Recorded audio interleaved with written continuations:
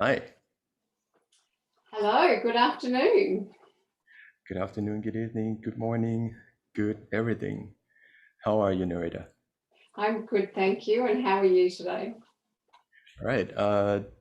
Welcome to the one-on-one Women in Food and Packaging. Would you like to give a brief introduction on yourself? I am the Executive Director of the Australian Institute of Packaging, which is the peak professional body for packaging training and education in Australasia, which is actually Australia, New Zealand, and parts of Asia.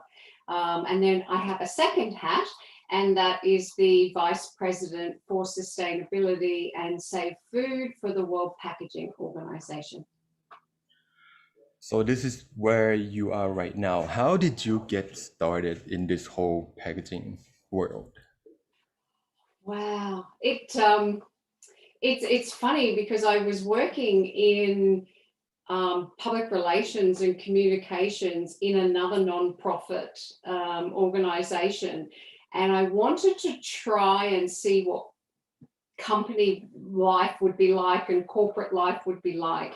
So I actually took a new role with a brand new flexographic labeling company. It was like the first flexographic labeling company here in Australia. And I was their public relations and communications manager. And then fell in love with the industry, and 23 years later I'm still here. So yeah, it was an interesting transition, that's for sure. So you came from a non-profit. Which organization was that? It was actually the Scouts. So some countries Scout. call it the Boy Scouts. Some countries have girls and boys. In Australia, we have girls and boys, and it was actually Scouts. So I did the public relations for the state for Queensland, which was about 30,000 members, and it was really fun. It was a great job. What is Scout Street? To be prepared. I'd be in trouble. I would be in trouble if I didn't know that, because both of my parents are heavily involved in scouting, so they would yell at me if I didn't know that. Oh, that's awesome. So you came from non-profit then into private organizations. Now you're, what would you call AIP and WPO? I would say I'm back where I believe I belong, which is non-profit. So the AIP is classified as a non-profit educational institute, and the World Packaging Organization is an educational institute. So I think my home is with nonprofits and with volunteer-based associations, which provide significant benefit to the industries that they're in, which is really wonderful to be a part of.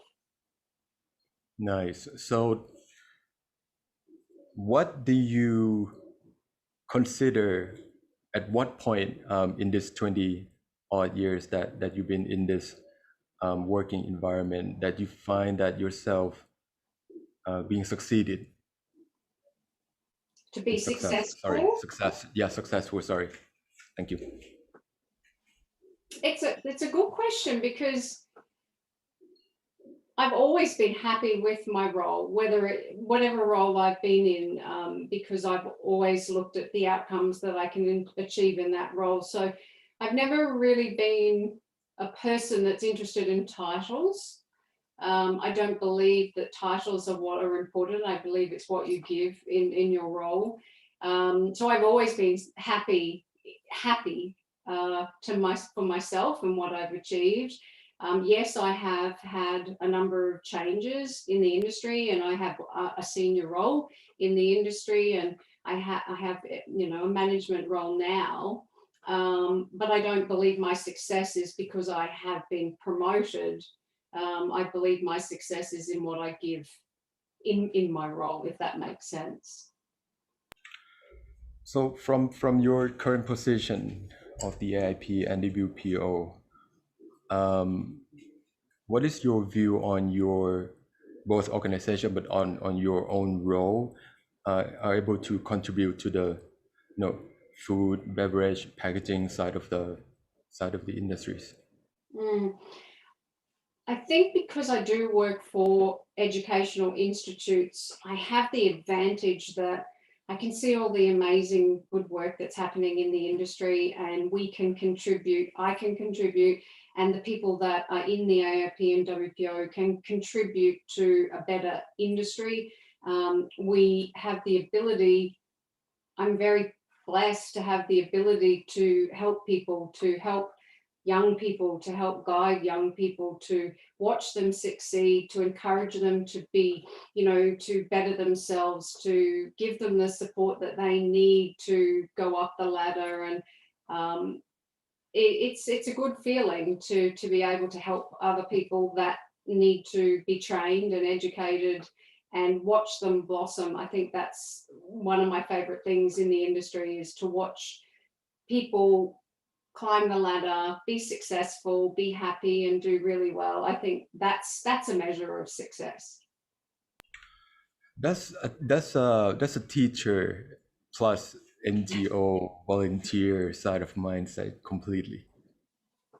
It is, Completely. and I think that people need to understand that most of the associations that are tied to the industries are traditionally volunteer-based associations. So people that work within the World Packaging Organization or the educational team in the AIP, they're all volunteers. They don't do this for money. They do this because they want to give back. They want to contribute to the industry. And it's amazing how much people put back into the industry that they love and how happy they are to contribute. I think it's a good thing to be a part of. And I'm fortunate to be able to standing here, sitting here, working with many strong and influential organizations, associations, such as yourself in the WPO, from both global, regional perspectives. So, what is the latest in packaging? The latest in packaging is all about sustainability, and I think it's the favorite topic at the moment. So it's certainly a very, very busy time for anyone that's involved in packaging. We need to be more sustainable, we need to be more circular, and we also need to look at our environmental impacts that we're introducing through packaging.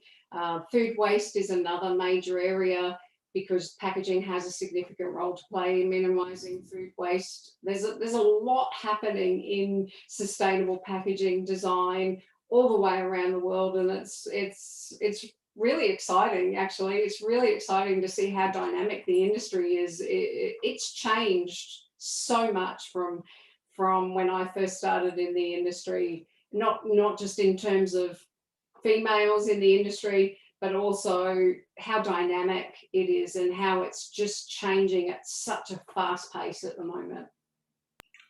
You mentioned female in the industry, and we'll touch on that in a bit.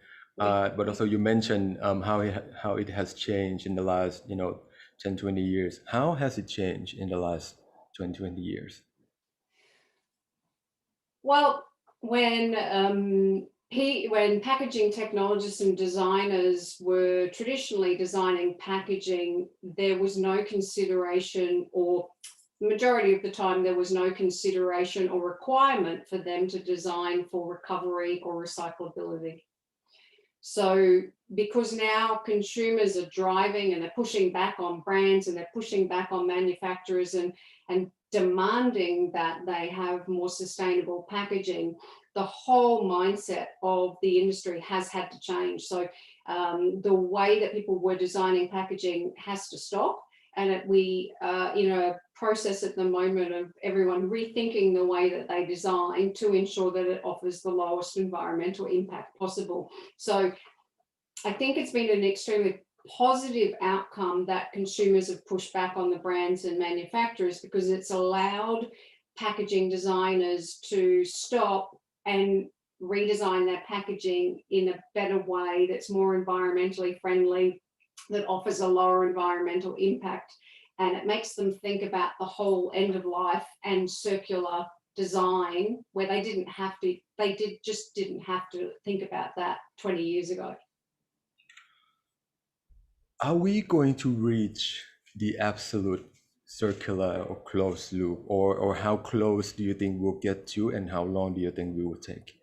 Oh, that's a hard question to answer. I think we are making significant changes, significant improvements in the world of packaging. We globally, the technologies and innovations and material changes are remarkably fast and innovative, and there is a lot happening. But the only way that I think that we can achieve a circular economy is that we must collaborate locally across the entire supply chain, and then also regionally, and then also globally. So everybody has different challenges, as you know. Every country has different challenges with recovery and recyclability and sustainability. We need more funding from governments. We need more government support around the world. We need more infrastructure, more technologies. We need to be encouraging and funding innovation and technology and research in this so that we can achieve what we want to achieve, which is a circular economy.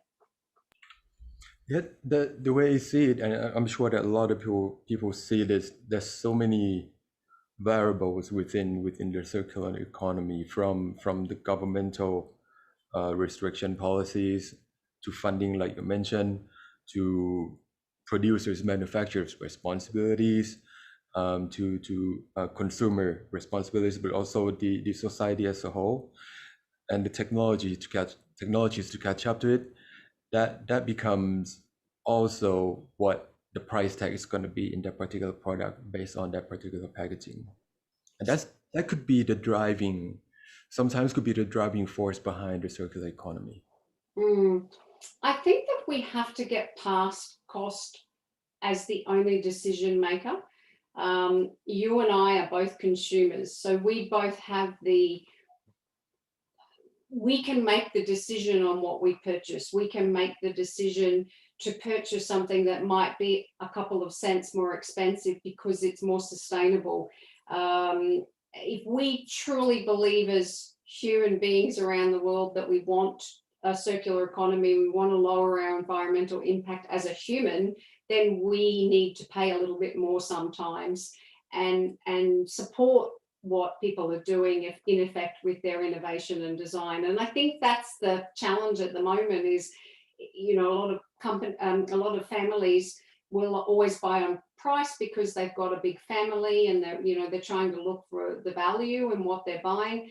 But if they truly believe in sustainability, then they do need to support it by buying the products that are more sustainable. Yeah, and also like the demographic of that particular economy as well. Like if you walk around, whether it's any country that doesn't have the infrastructure to support circular economy or waste separation, but if within that building it's got different types of trash cans around, of course you're going to follow that. So it can be like the herd mentality as well. So the way I see it, if more people are doing it, you're gonna want to do it, whether by a peer pressure, or you find that people are doing it because they know that it's a good thing, and you follow that it's a good thing. So I hope that we will get there someday. I hope that the driving force behind it, whether it's the major corporations that are creating the demand, or whether the SMEs who are able to reach the different types of packaging with the new technologies, with the new materials coming out, and lowering the cost, and hope that the infrastructure will be able to help and put the packaging as a closed loop across at least the region. We're not talking about US, Australia, or Japan. I'm talking about Southeast Asia, and we still do for the case in Thailand. We still have that difficulties in household waste management, waste separation, trash collection. So yeah, but Thailand is doing some really good work there. They started to look at single-use plastic regulations. You know, they're not selling a lot of this SUP in store anymore, which is really good to see. And I think that, you know, developing countries and underdeveloped countries have far more challenges, obviously. But littering doesn't have to happen anywhere, because that's a behavioural issue. Collection obviously is an issue in countries that are developing, but there are certain things that you can do as a consumer to do the best that you can in the situation that you're living in. And obviously it is far more challenging for your country than mine. Totally agree. So we're going to shift gear a little bit onto the main topic of the day, which is the women in food and packaging.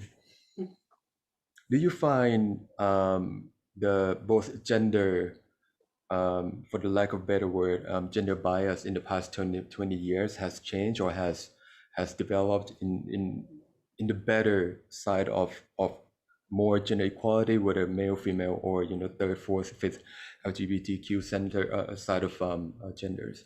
Do you find it better? So when I first started in the industry, one of the first trade shows that I went to, I was asked to wear a short skirt and high heel shoes on the exhibition stand. And with my personality, I was extremely shocked at the comment by a manager and asked them why that was needed.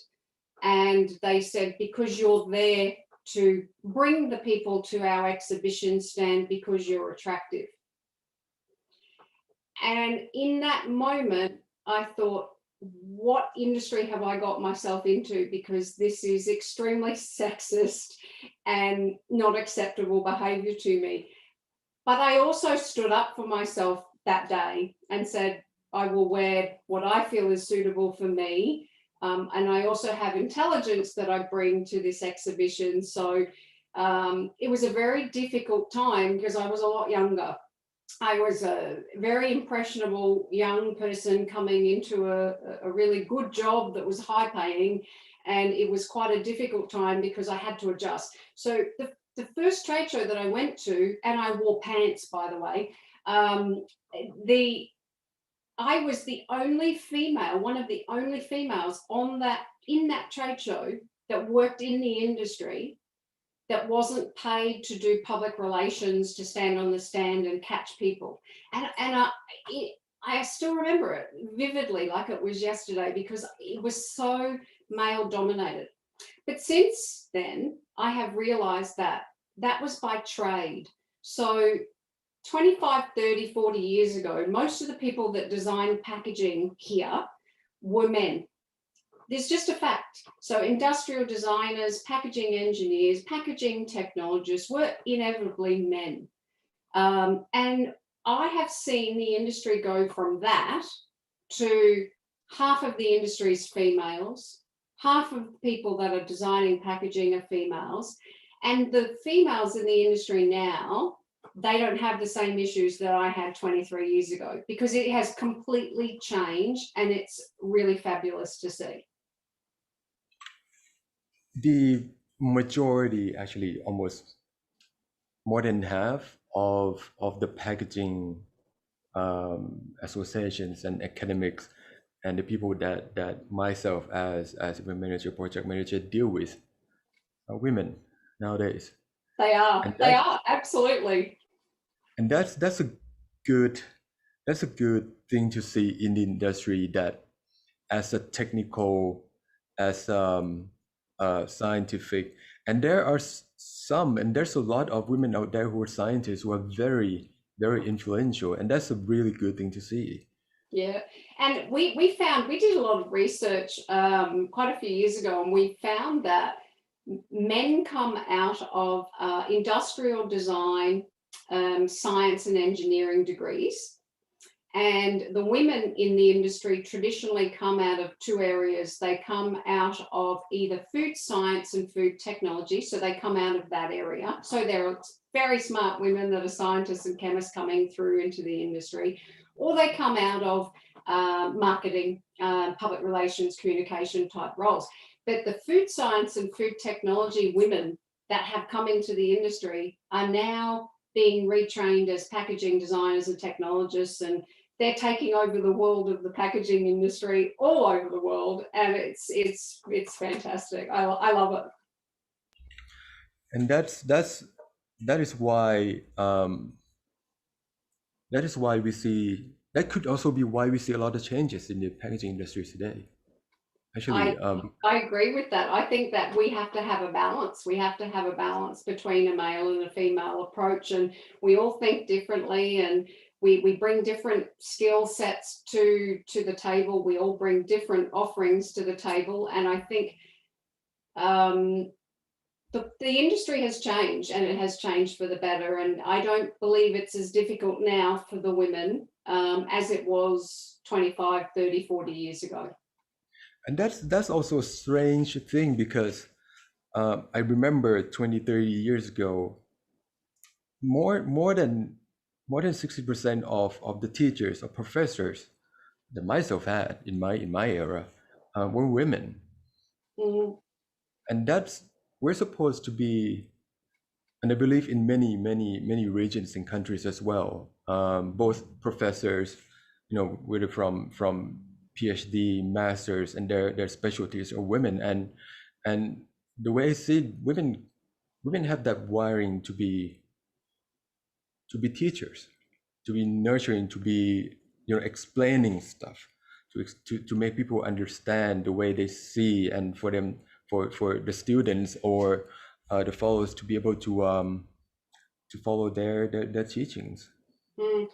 I think one thing I should add though, Mark, is even though I experienced one person that had a negative view of women, I haven't actually experienced that very much at all in my 23 years. I have had some amazing mentors and more senior men in the industry that have been my mentors that have never looked down at me or judged me because I'm female. I've been very fortunate that I haven't. They've respected my knowledge and experience and expertise and what I bring to the table. So I haven't really dealt with too much other than that issue. I haven't really seen that occasionally, but not very often. That's a common theme that I have found during this sort of interview, with this, how one presents themselves, how one's appears, but also the demeanor and behavior, but also the choice of words, the tone of speech, that is able to bring anyone, whether their age or their education or their backgrounds, up to the the levels where, and to the people that we're communicating with and communicating to, able to communicate that their ideas without their appearance or their physical being there to be judged or to be prejudged. Mm, mm. And I think that you learn it with time and age, but you have to have the confidence in your own ability and your own skills and experience. And if you can come to the table with confidence, then it helps you. I'm lucky, I've always had confidence, so that's okay. So I've never had that issue. But there are a lot of women in the industry that still struggle to find their voice. They still struggle to be heard. And I think that's why it's really important for them to have other women in the industry that they can lean on and talk to and have as mentors that can guide them through how to speak to men versus how to speak to women, because there is a different way that you speak to men versus women. And I think that's a really important thing that you're talking about, bias. Training in unconscious bias and training in how to interact with everybody in the industry and be inclusive and diverse is really important to be successful. So that's completely true, because it's sometimes it's assimilation as well. We tend to speak the the type of or the style of the person so we speak. That creates rapport, and that helps with the communication. So if you could tell yourself as a younger version of yourself 20, 25 years ago, if you could tell that person, if you could tell her today, what would you tell, what would you say?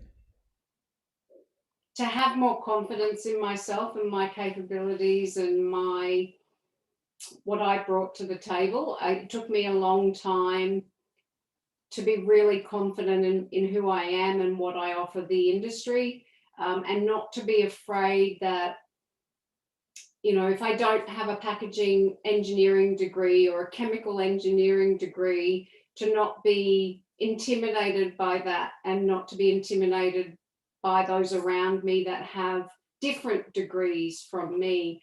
I was reminded a long time ago that I bring degrees to the table as well. So I just had to remind myself of that a long time ago, that I came to the industry with 3 degrees. They were just different degrees from chemists and scientists and technologists and designers, and I was bringing different expertise to the industry. So I would tell me to be more confident in what I bring to the table. What did you study? Oh gosh, that's a whole nother conversation. But I started by studying a double major in Japanese interpreting, and I went on to 2 degrees, postgraduate degrees in public relations and communications. But my original life was actually speaking Japanese and being a Japanese interpreter. So it was completely different from where I am now. What to be able to do in like multi-language interpretation, that has you have to have a different wiring inside of your brain, right? That's like communication, language skills, real-time, simultaneous interpretation. That has got is the artistic side of the brain. It really is. So then you can understand why me coming in with my skills was very different for this industry, because they all tend to be scientists and engineers and chemicals. So their brain is completely different from me. But I think again now people realize I just think differently from a lot of them, and so I bring different ideas to the table which can assist them. And what you do day by day also influences what you are as a true self as well, right? Because we have to assimilate, but also to be able to present ourselves in the industries that we're in. Myself, I'm not in exhibition. I have not been studying that side.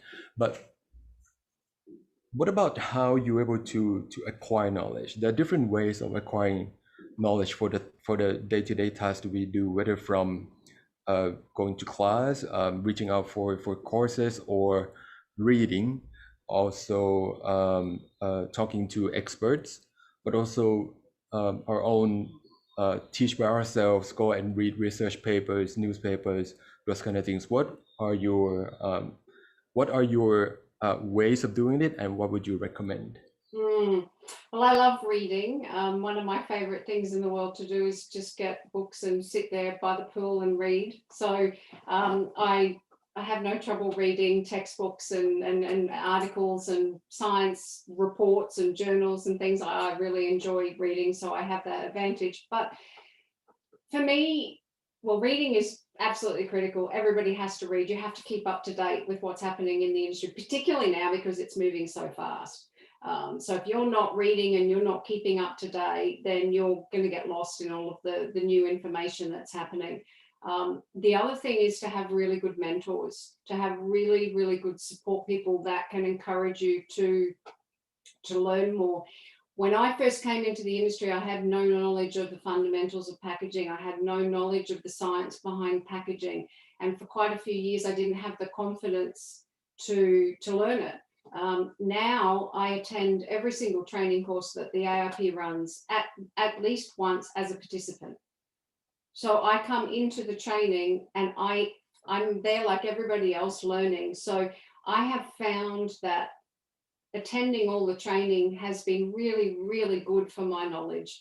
And my knowledge now is just so much more than it used to be 15 years ago.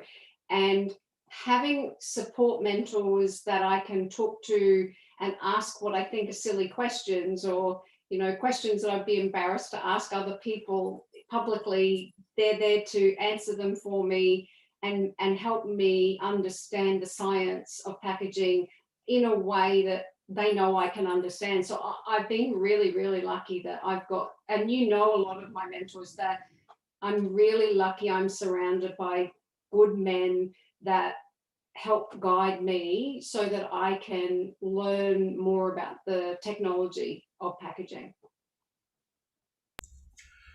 So be confident and also try to enjoy reading. And find a mentor. Fundamental. And I would really encourage people to find a female mentor and a male mentor, because they are different. But finding someone that you can, that's your support, that will help you through your career and support you. And you have to cheer people on, Mark. You have to support people. It's so important to help have a buddy system. There's people above you that are going to help you, and then you have a responsibility to help the next generation that comes into the industry. So most people that come into this industry don't leave this industry. They tend to stay here forever. So it's really important to have a mentor program and a buddy system that's there to support everybody. Do you have philosophy you go by at work? For myself, or for the way I run the association, or For yourself, like the professional side of you. Do you have a philosophy that you go by? my main philosophy is to be nice to people, to be kind to people, to treat people the way that you want to be treated. And I know that sounds cliche, but it really is about that. And you know, the more kindness you put out in the world, the more that you get back. And I believe that to be true. I really do. And I think that if you are honest and you are kind and you have fun, that's really important to me as well, to find the laughter in life. And sometimes just to have fun and have a good laugh. And you know, you don't have to be serious all the time. You can still have fun and still do an exceptional job. And I think sometimes you just got to find the good in life, and just treat people like you want to be treated. That to me is the most important thing. So that's the professional side of you. What about your personal side of you? My personal side is to have more fun, and to try to surround myself with people that can be happy and positive, and to have fun and relax and unwind. And life just can't be that serious all the time. So I think that you've got to surround yourself with people that are like-minded. And I'm lucky my family and my friends are they're like me, so it's good.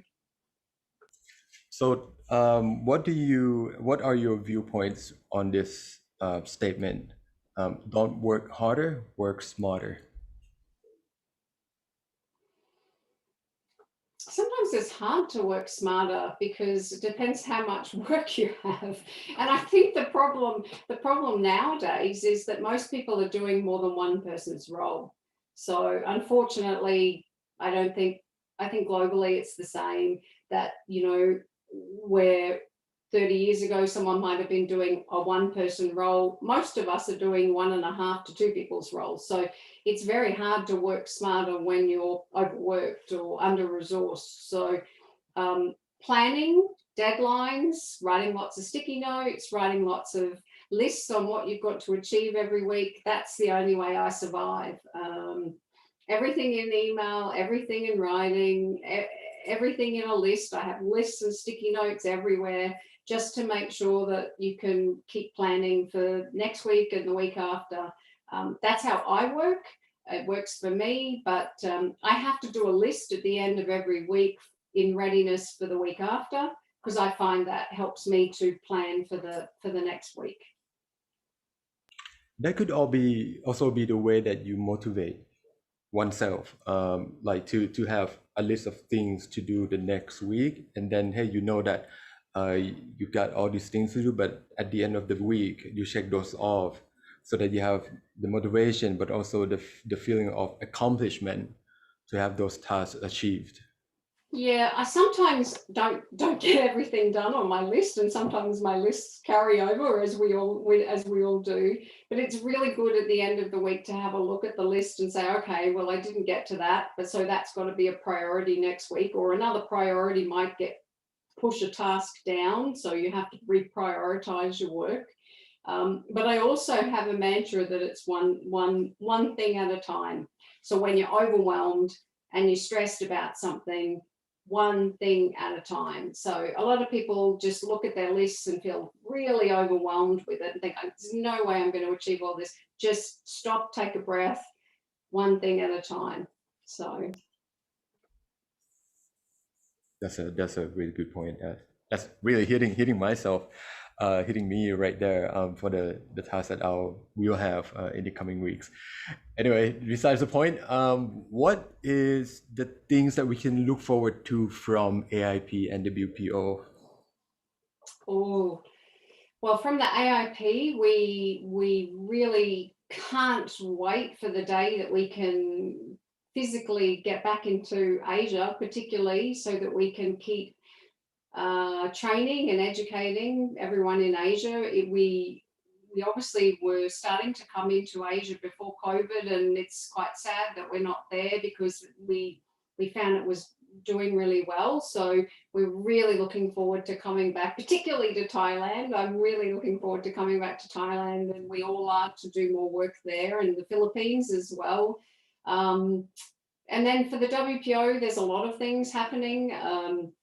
There is hopefully going to be a global sustainable guideline coming out soon. There are a lot of global projects. There are projects around food waste. We want to do more in terms of packaging's role in minimising food waste, and a lot more around sustainable design as well. So it's quite exciting to take on that role, because there's a lot of work to be undertaken in that role moving forward. That sounds like a lot of things for us to look forward to, and myself as well. I'll be interested to see that the global sustainable guideline. Absolutely. Okay, so, yeah. Any word of advice that would you like to give to everyone, but also to women, if you want to be specific?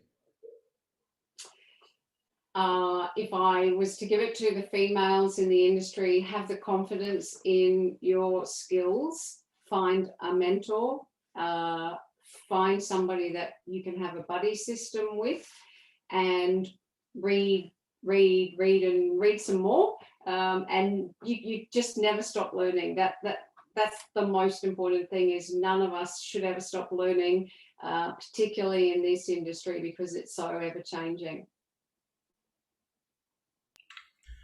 Right, great. Nerida, thank you for joining us today. It was a very good session.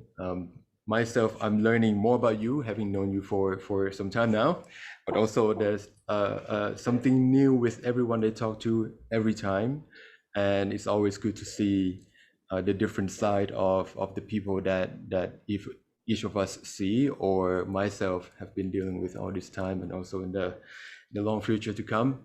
And hopefully I'll see you in person soon. Oh, that would be wonderful. I'm really looking forward to that day that we can all start traveling and getting back together in person. So I can't wait for that day.